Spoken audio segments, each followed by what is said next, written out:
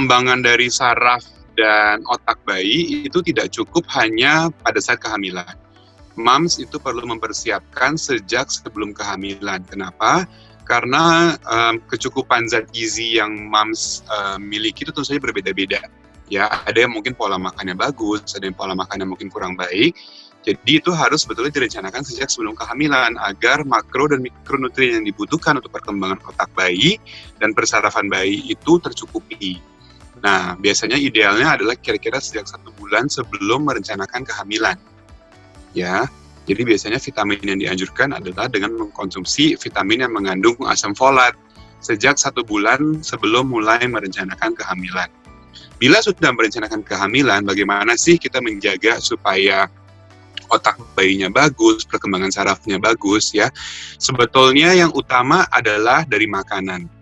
Yang diperlukan makanan dengan gizi yang seimbang, dengan gizi yang lengkap, ya, yang mengandung makronutriennya seperti karbohidrat, lemak, dan protein, dan juga mikronutrien. Mikronutriennya juga termasuk seperti apa? Seperti zinc, seperti zat besi, seperti vitamin D, ya, seperti iodin, itu semua dibutuhkan.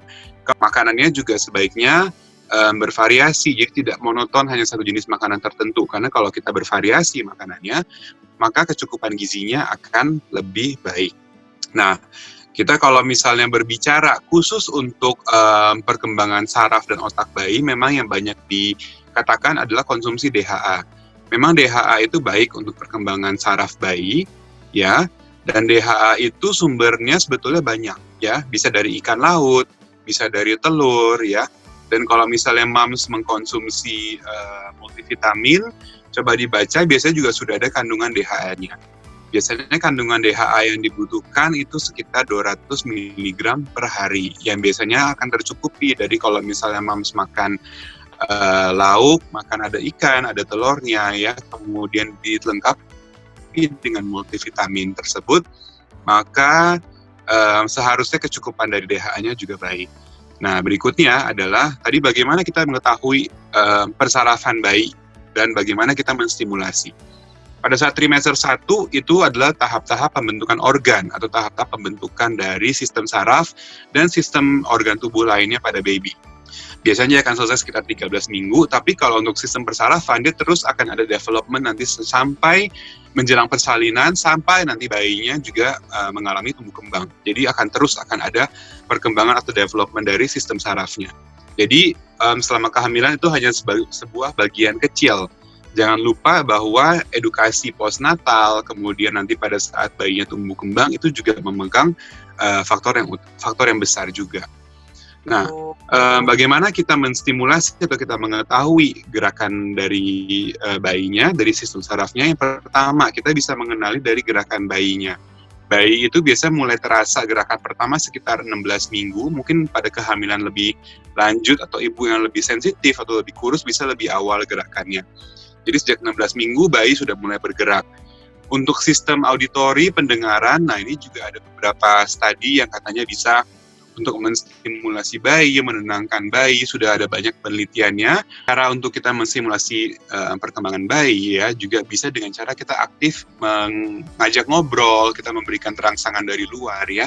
Karena sudah ada beberapa penelitian katanya sih bayinya dengar, dia juga akan berespon terhadap getaran-getaran atau suara dari luar. Jadi bisa dilakukan elusan perut ringan ya, diajak berbicara bayinya, diberikan musik yang dengan intensitas yang pelan, kemudian yang musik yang menenangkan, itu semua bisa direspon oleh baby-nya. Tapi tetap yang utama adalah bagaimana kita menjaga asupan nutrisi yang baik dan seimbang selama kehamilan.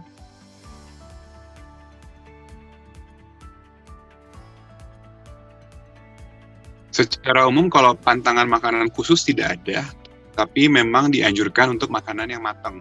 Jadi kalau makanan yang masak di prosesnya tidak matang atau misalnya tidak masak menyeluruh, maka itu tidak dianjurkan. Tapi kalau untuk variasi makanannya, jenisnya sebetulnya boleh apa aja, tinggal cara pemprosesannya harus sampai matang.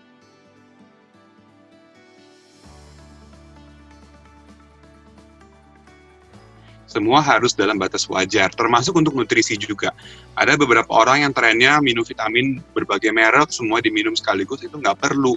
Ya, karena tetap Semua harus ada moderasinya. Kita kan selalu mengenal kalau dalam dunia kedokteran ada batas minimum, ada batas maksimum. Jadi kalau segala sesuatu yang berlebih juga tidak baik.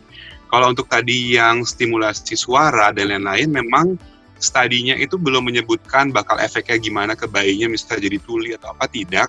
Tapi memang respon bayinya jadi berlebih. Jadi kita tidak perlu memberikan stimulasi yang seperti itu. Jangan lupa subscribe dan tekan loncengnya ya Mams, buat update video informatif lainnya dari Mams ID.